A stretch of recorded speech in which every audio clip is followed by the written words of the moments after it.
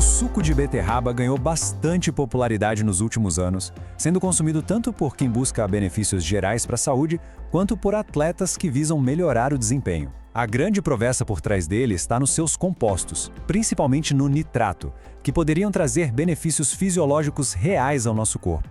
A questão central que guia nossa análise é: essas alegações se sustentam diante das evidências científicas? O objetivo aqui é examinar a fundo o que a ciência diz, para separar os fatos da especulação e entender os verdadeiros efeitos do suco de beterraba. Vamos então ao mecanismo central. A eficácia do suco de beterraba não se deve a algum componente misterioso, mas sim a uma via bioquímica bem documentada que é ativada pelo seu alto teor de nitrato inorgânico. A chave para entender o processo está aqui. O principal componente ativo do suco de beterraba é o nitrato. Como este diagrama ilustra, nosso corpo converte esse nitrato em óxido nítrico, ou NO. O óxido nítrico é uma molécula sinalizadora fundamental que regula diversos processos fisiológicos, desde o fluxo sanguíneo até a eficiência energética celular. Essa conversão ocorre em 3 etapas bem definidas. Primeiro, após a ingestão, o nitrato é absorvido e se concentra na nossa saliva. A segunda etapa é crucial. Bactérias presentes na nossa boca convertem o nitrato em nitrito. Por fim, o nitrito, no ambiente ácido do estômago e em outros tecidos, é convertido em óxido nítrico, que fica então biodisponível para atuar no organismo. E qual é a função primordial do óxido nítrico nesse contexto? Ele atua como um potente vasodilatador. Isso significa que ele relaxa a musculatura lisa dos nossos vasos sanguíneos, causando o seu alargamento. O resultado direto é a melhora do fluxo sanguíneo e, consequentemente, da entrega de oxigênio e nutrientes aos tecidos, incluindo os músculos durante o exercício. Compreendido o mecanismo, vamos analisar como esse aumento na disponibilidade de óxido nítrico se manifesta nos diferentes sistemas do corpo. O efeito mais robustamente documentado da suplementação com suco de beterraba é, sem dúvida, no sistema cardiovascular. Aqui, as evidências científicas são consistentes e os resultados mensuráveis.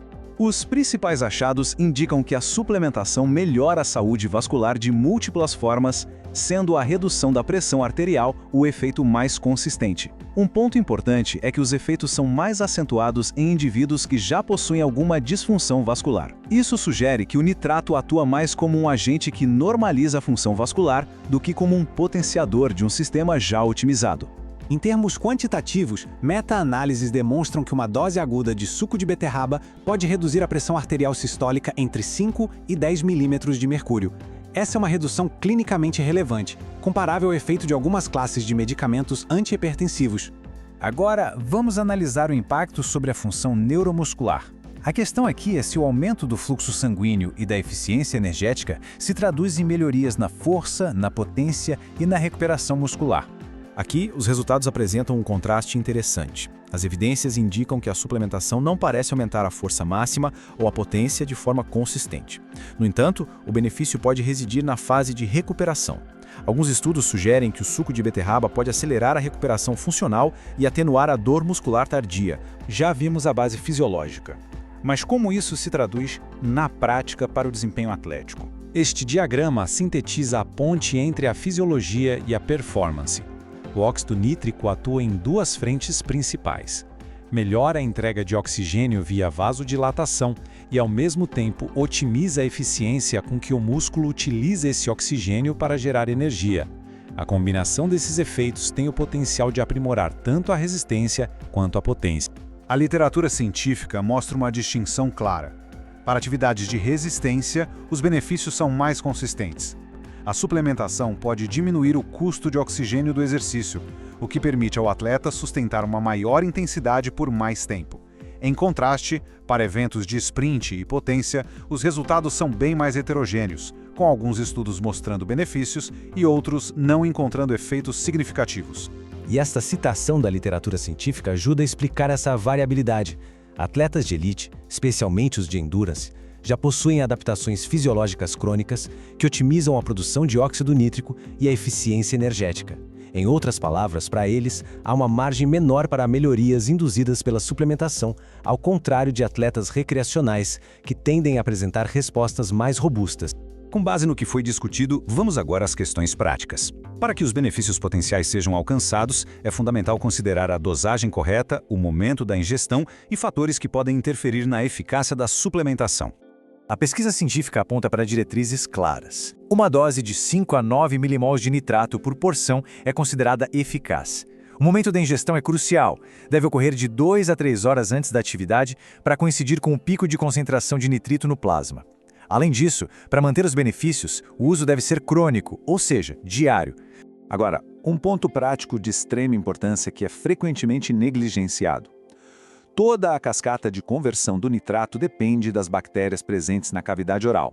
Isso significa que o uso de enxaguantes bucais antibacterianos pode simplesmente anular os potenciais benefícios do suco de beterraba ao eliminar essa microbiota essencial. Outros compostos, como o tiocianato de vegetais crucíferos, também podem interferir, mas em menor grau. Após revisar os mecanismos, os impactos fisiológicos e as considerações práticas, chegamos ao momento de sintetizar as informações. Qual é então o veredito sobre a eficácia do suco de beterraba com base nas evidências científicas atuais? Em resumo, o suco de beterraba não é uma intervenção universal. Os maiores benefícios são observados em populações específicas, indivíduos recreativamente ativos, atletas de esportes de resistência, pessoas com fatores de risco cardiovascular como a hipertensão e aqueles focados em otimizar a recuperação muscular. Para atletas de elite, os ganhos, quando existentes, tendem a ser marginais. Isso nos leva a uma reflexão final importante.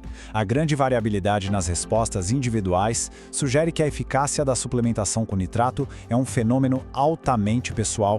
O futuro da nutrição, tanto clínica quanto esportiva, talvez não esteja em recomendações genéricas, mas em estratégias personalizadas que considerem a fisiologia e, crucialmente, o microbioma de cada indivíduo. A resposta, portanto, pode estar menos no suplemento e mais em nós mesmos.